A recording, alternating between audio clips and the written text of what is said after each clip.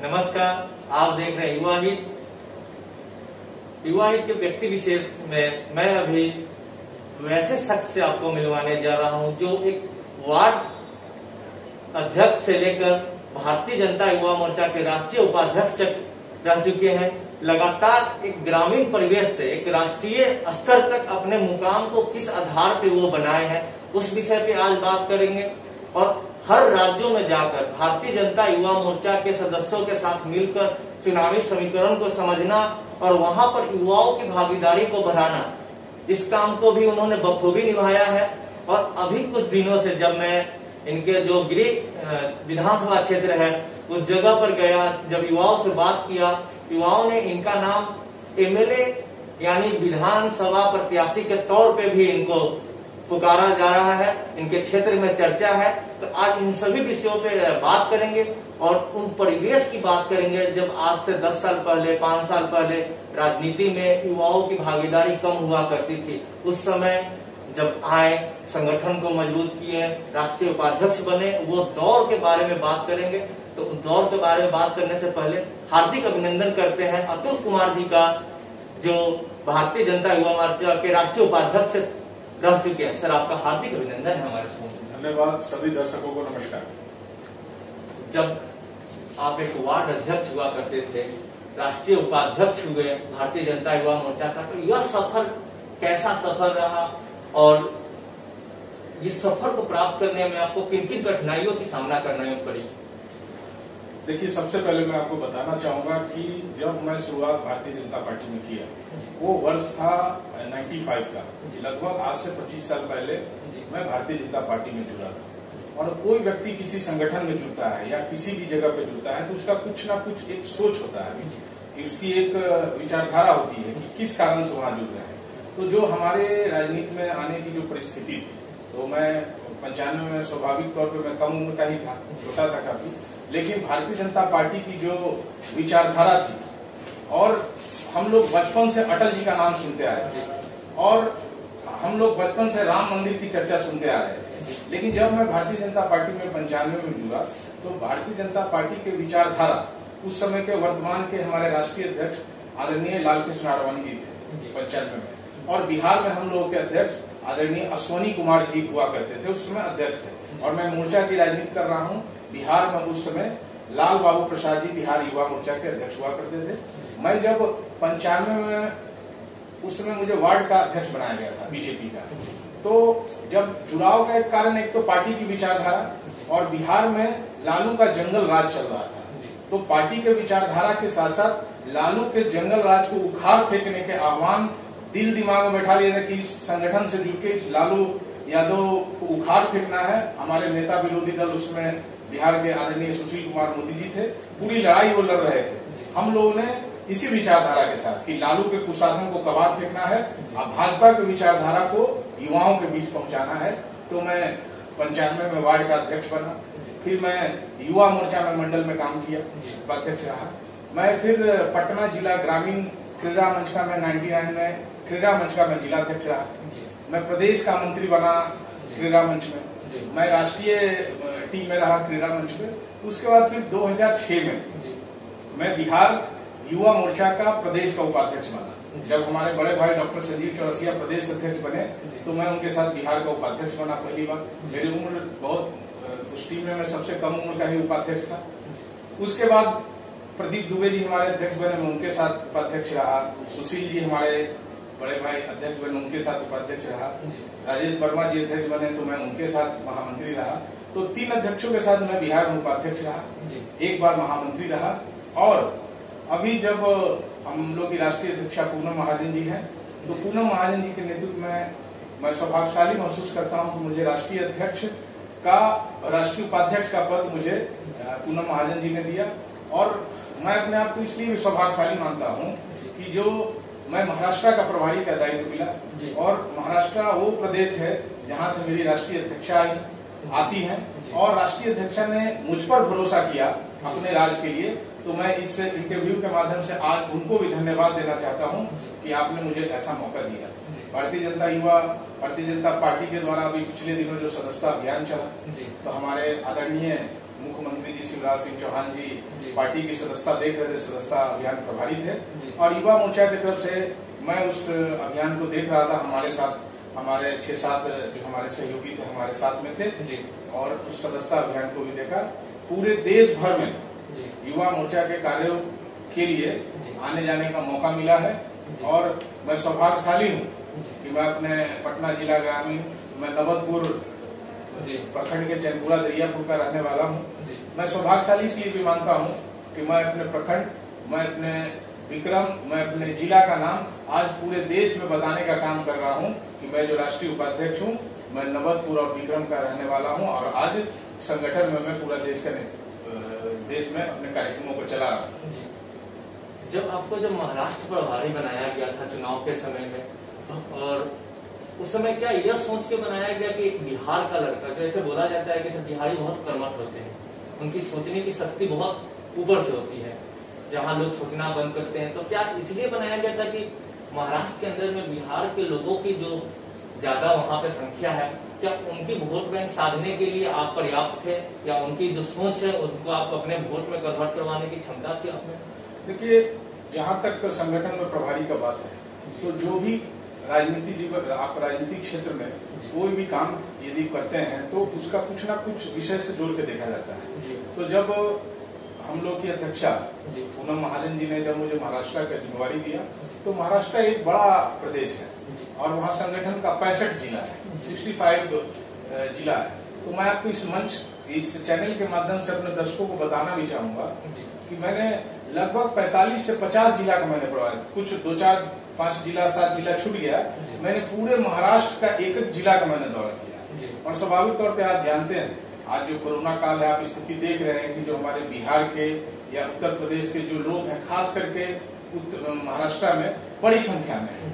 तो मेरे जाने पे हम लोगों ने, ऐसा कुछ नहीं है कि सिर्फ हम बिहारियों को संपर्क करने गए, हम चूंकि संगठन के, हम भारतीय जनता युवा, मेरी प्राथमिकता युवा मोर्चा है, तो मैंने युवा मोर्चा को मजबूत करने का पहल किया है पूरे महाराष्ट्र में। और जो हमारे बिहार उत्तर प्रदेश के भाई थे वो हमारे संपर्क में, जब मैं बिहार का प्रभारी बन के गया महाराष्ट्र, तो लोग खुश हुए, भाई बिहार का एक लड़का, और युवा मोर्चा में शायद मैं पहला व्यक्ति था जो महाराष्ट्र युवा मोर्चा का प्रभारी बना। वहाँ के जो भी हमारे बिहार उत्तर प्रदेश के लोग थे, युवा थे, खुश थे, मिले हमसे, जुड़े, बहुत लोगों ने संगठन में जुड़ के काम किया।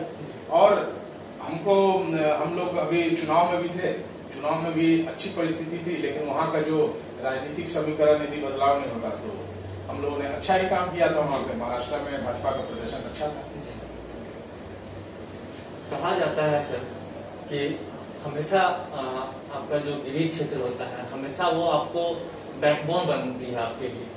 जब मैं आपके क्षेत्र जो विधानसभा, विधानसभा है, विक्रम, नवदपुर, जो इलाकों में दौरा किया, और कुछ युवाओं से मेरी जो बात हुई कि क्या यहाँ से युवा प्रतिनिधित्व नहीं कर सकता है, तो उनमें से बहुत सारे लोगों का कहना था कि भाजपा से बहुत सारे लोग हैं, लेकिन इस बार अतुल कुमार को भाजपा फ्रंट सीट पे लाकर उनको टिकट देना चाहिए। तो आपके विचार में क्या ऐसा आप देख रहे हैं, आपको आना चाहिए कि नहीं आना चाहिए? क्योंकि जो मुझे फीडबैक मिली है वहां से एक युवा की मांग आ रही है, और आप युवा हैं, युवाओं की समस्या को अच्छा से समझ सकते हैं। तो आपकी क्या सोच है, और आपकी पार्टी अगर आप पे भरोसा जताती है तो आप क्या आएंगे या नहीं मैदान में? देखिए, मैं आपको सबसे पहले बताना चाहूंगा कि मैं 99 में भाजपा क्रीड़ा मंच का जिला का अध्यक्ष हो गया।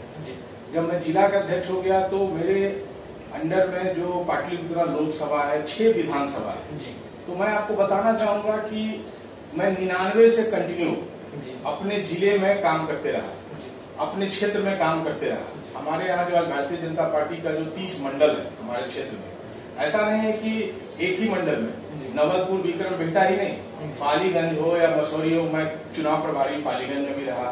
मैं भी, पार्टी ने मुझे विधानसभा प्रभारी मसौरी का बनाया था। पिछले विधानसभा में मैं मनेर विधानसभा का प्रभारी था। उसके पिछले विधानसभा में पहले जब बड़े भाई अनिल कुमार जी लड़ रहे थे चुनाव, तो मैं वहाँ विक्रम में भी प्रबंधन देख रहा था। और मैं आपको जानकारी देना चाहता हूँ कि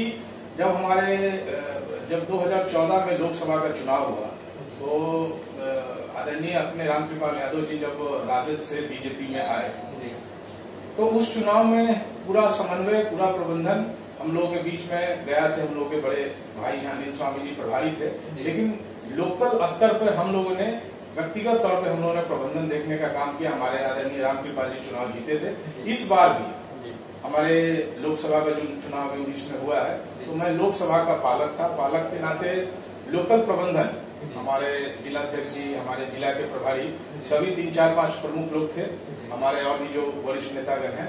तो इस चुनाव को 2 बार लोकसभा का भी हम लोगों ने प्रबंधन देखा है।